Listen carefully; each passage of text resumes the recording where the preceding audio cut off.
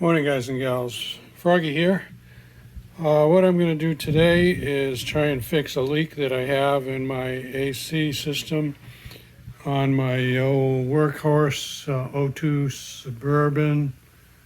And I know where the leak is, or I know at least where one of the leaks or the major leak is. It's on the valve that you use to pressure the system. And ordinarily, you would have thought that you'd have to replace that whole valve and lose all the freon in the system. But I found this tool that I'm going to try and use, and it's supposed to be able to go in and allow you to change the valve core without losing all the freon in the system. So I'm going to give it a try anyway. Wish me luck. Okay, so on this O2 Suburban, so far as I know, and you guys and gals can correct me if I'm wrong, the high pressure fitting is going to be a bigger fitting. The low pressure fitting will be a smaller fitting. Sometimes you can tell by the size of the tubes on some vehicles, but on this GM O2 Suburban, it's the same size tube for both of them. There is some kind of a filter or something that I think is inside the tube, but I'm not going to get into that. I can tell this is leaking because when I open it up,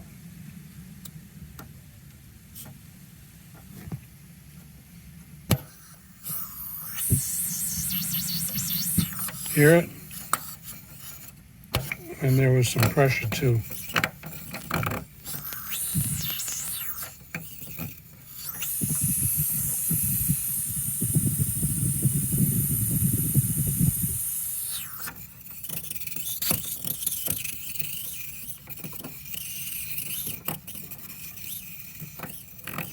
Okay, I'm not sure I'm going to be able to screw that back on. Let me get my toolkit. Okay, I got it screwed back on, but literally that little plastic cap is the only thing that's holding pressure inside of the AC system. And I got a little bit of cooling that's going on, not very much. So I need to add refrigerant, I know that for sure, and I need to replace this valve, the Schrader valve. So what I'm going to do, and I hope this is the right size, there are a few different sizes. Shut this valve here. I'm going to pop this on to the valve. It doesn't screw on, it pops on. Once that's, sorry for the noise, once that's on securely, I'm going to open this, shove this part down to unscrew the Schrader valve. You see that little thing there? Unscrew it, lift it up, shut the valve again, and then I can take this off the tool and get a new Schrader on there. Okay, so this is the wrong size. I figured that out. I took the valve off and I tried to shove this part in there, and that shaft is too big to go down and grab the Schrader. So I've got the wrong kit here. Okay, so it looks like the kit does have a small diameter shaft. It looks big, but then they cut it down to a small one, and it will fit on this port. So I'm going to try that again. Well, it seems like this is the correct fitting. It's, to my eye, it's identical to this one, which works.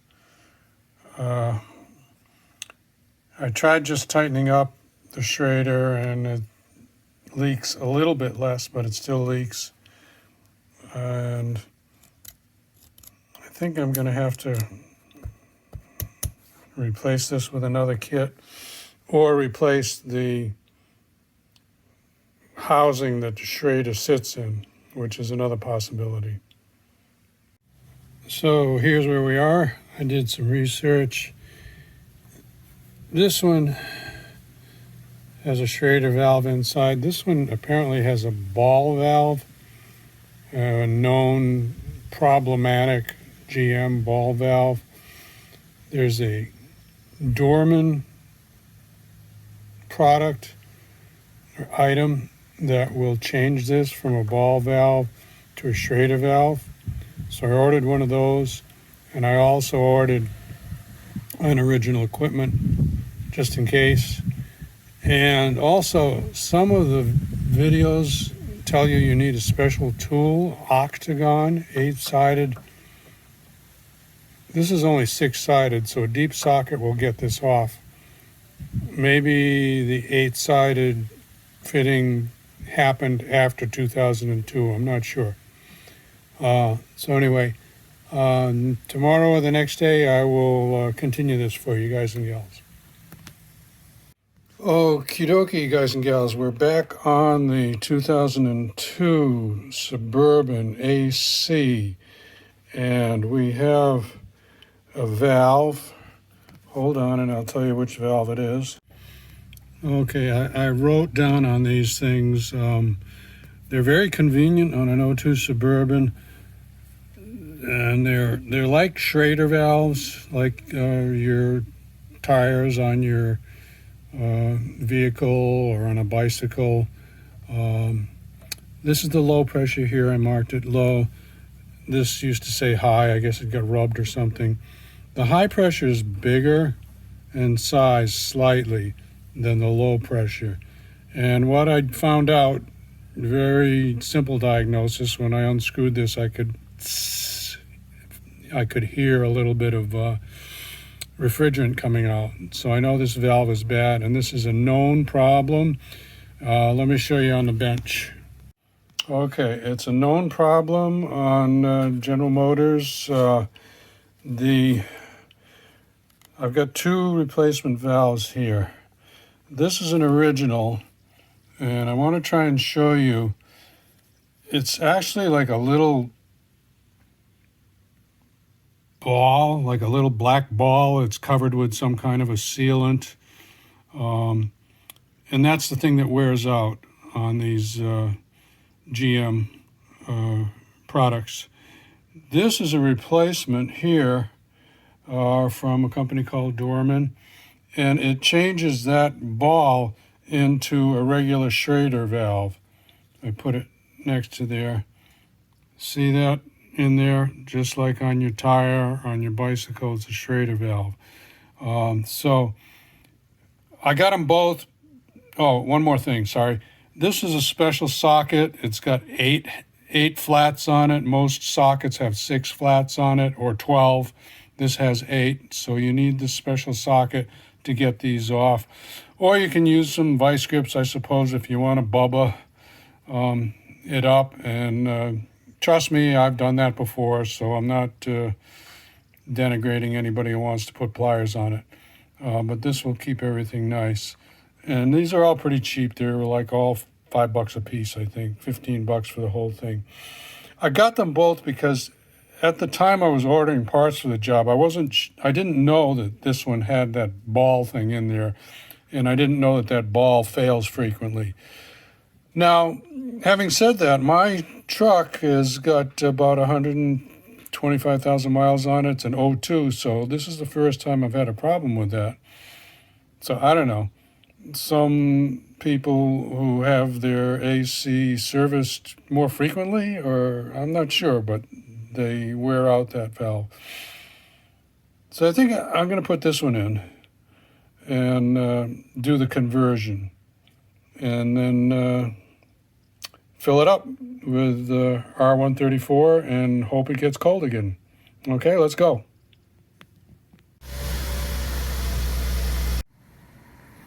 Okay, so I took the old one off, I put the new one on.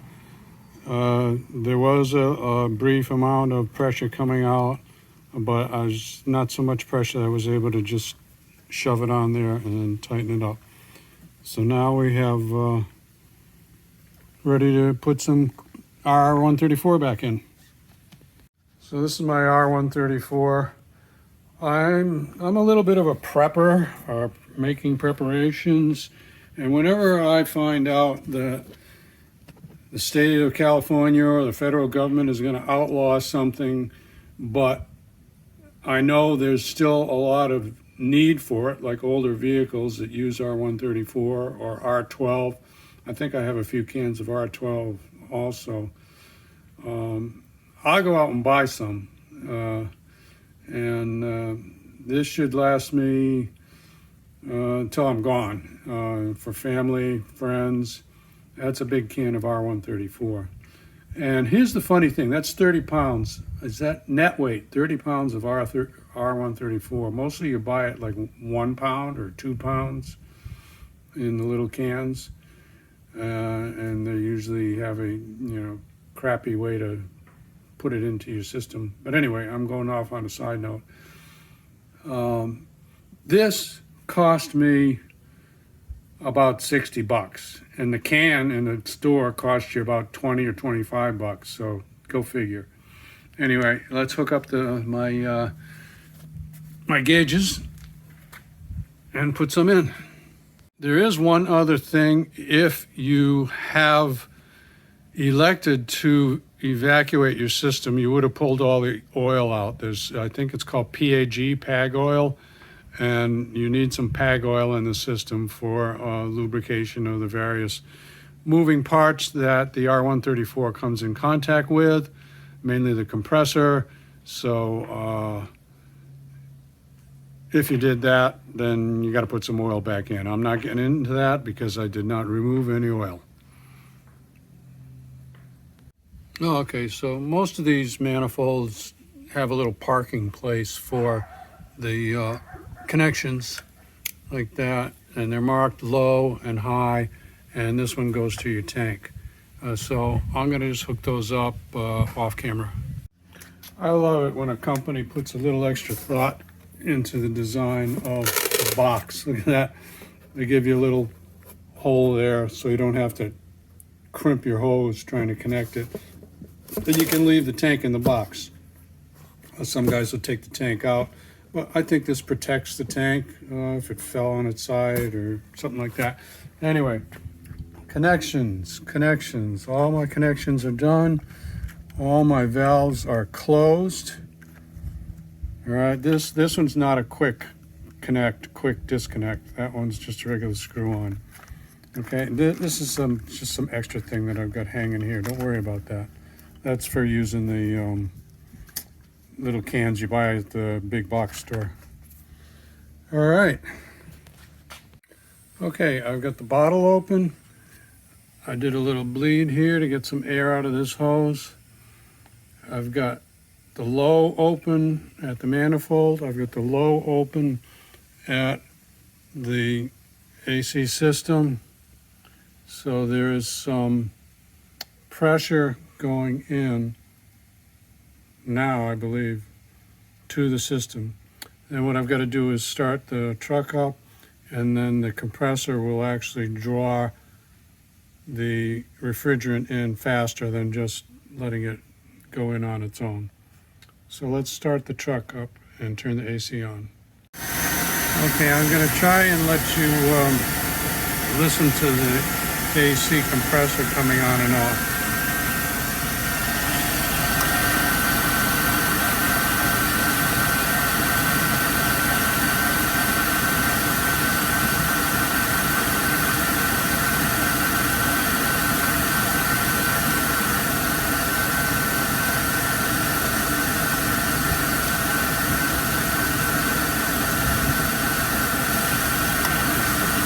Did you hear it there? When it turns on, let's watch the gauge. Nothing on the high because that's all shut off. So we're looking at the low pressure.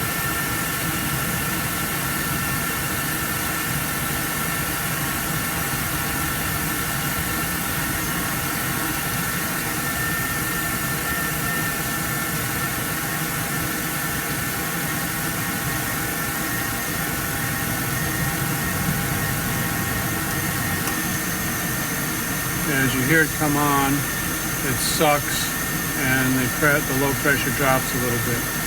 And I believe that is as it should be.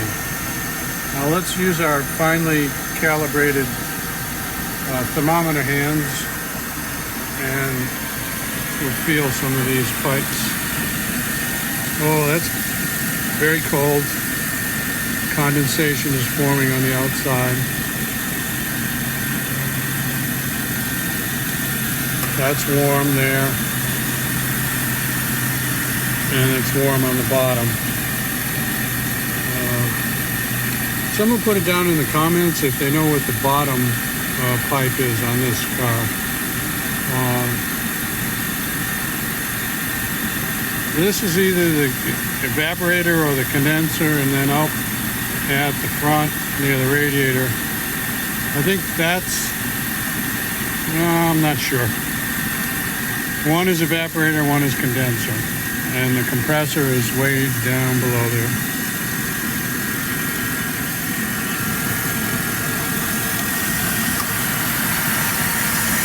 You can see the top of it where the pipes are going into. So we're just going to let this run for maybe 5 minutes, maybe not 5 minutes soon. Then we're going to take a reading on the high side. I'm starting to feel some coolness here. Not icy cold like I want it to be, but we need to put a little more refrigerant in there, I believe, and it'll get colder. I'm going to open up the high side now and get some high side readings. So this is marked.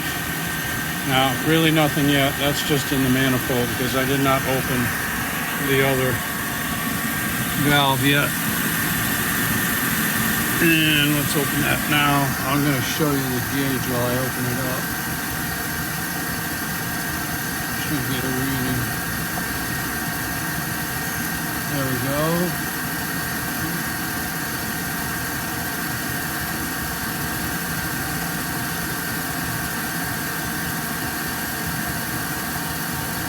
Maybe not much on the high side yet. It's probably got a ways to go because remember, this is almost empty of refrigerant. Okay, Froggy, sorry. I leave the bloopers in there and I did not have that high pressure open. Now I've got it open. The low is way up there. I'm going to close off the low pressure, which closes off the can. And I'm going to close off the can, and then I'm going to take some readings and see how it feels inside the car.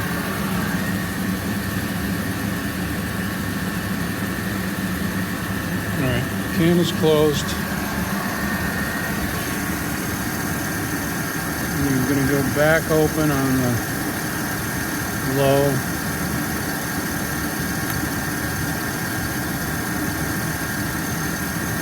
Open on the high.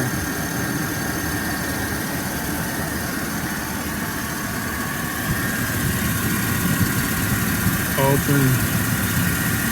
Open. It's cold. It's warm on this side and cold on that side. So this is like I think this is where there's an orifice in there that lets the gas expand maybe. And then the expansion causes coldness to occur.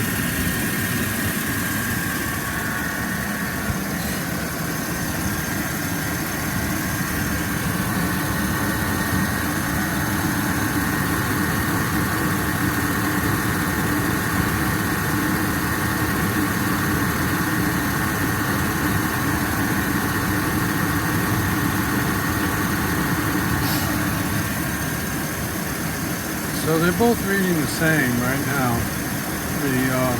Sorry, I think I got off camera there a little bit. So they're both reading the same right now, about 90 psi. Remember, the scales are different and everything. Yeah, that high is about 90 and the low is about, reading this for you, about 87. I'm just going to let it run a little bit. Right now we're not adding or subtracting anything from the system. We're just letting it run. The compressor's not cycling that much right now. Okay, so I've got a laser temperature non-contact thermometer. Okay, so let's take a couple of samples. 77 seems about right.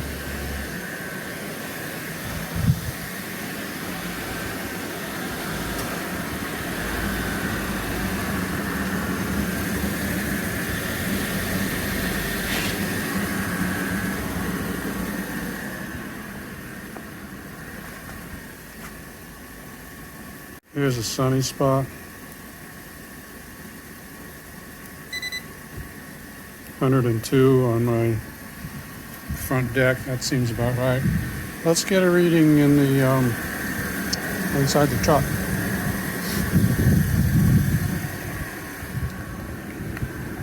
Not sure how scientific or accurate this is going to be, but we're just going to do it anyway.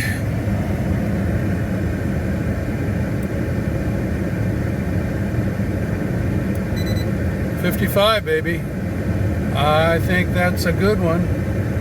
I think Froggy's going to call this good. I am going to look up a couple of factoids for you, which is the condenser, which is the evaporator, and I'll straighten that out for you. Give me a minute or two. By the way, the truck is sitting outside on a hot day. Well, not that hot. 76 is the ambient, but it's a black truck and the sun is beating down on it.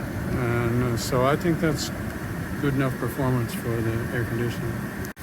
Okay, so everything is open except the tank. Both systems are reading about the same. The compressor is cycling, not too frequent.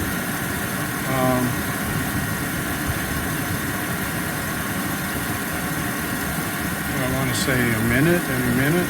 I could time it, but let's just call it a minute. Low drops down when it cycles on,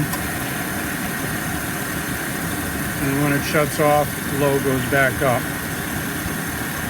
I do recall on one of my other videos that the high pressure was a much higher number than that. If anybody wants to give me a comment or some information on this, I sure would appreciate it. But for now, I'm going to disconnect everything. I'm going to look up that information I promised you and then wrap it up. Just for the record, this infrared is kind of all over the place. I use my hands to judge better than the infrared. It seems to, and has some kind of specification here on the distance and the what it's reading, so who knows. Just as one more point of discussion for whoever's going to put down in the comments, you should take it to a professional and blah, blah, blah. The last time I did take a vehicle that needed AC service to a professional, it was about $1,500, and they told me that I needed this, that, and the other thing. This truck, I topped off the refrigerant at least 3 years ago, and it was cold for 3 summers. And now I'm topping it off again, and I'll bet you it's going to be good for at least another 2 or 3 summers. So there you go. You can spend your money on a quote professional if you want to. Here's the best thing I could find to give you a picture of what was going on. It's not exactly the same as mine, but this number 5 evaporator and blower, that's under the dashboard. That's inside the car. And those are little fans that blow the cold air into your face. This number 4 expansion valve, that's that straight pipe where one side was cold and one side was hot. This that looked like a big silver can with some insulation wrapped around it, number 3, that's a dryer. So up near your cooling radiator is going to be this number 2 condenser and fan. That's like stacked right next to your coolant radiator, and that's the compressor, of course. So here's a pretty good diagram. It shows which sides are high pressure gas, high pressure liquid, low pressure liquid, low pressure gas. So I apologize if I didn't know exactly the right words for everything.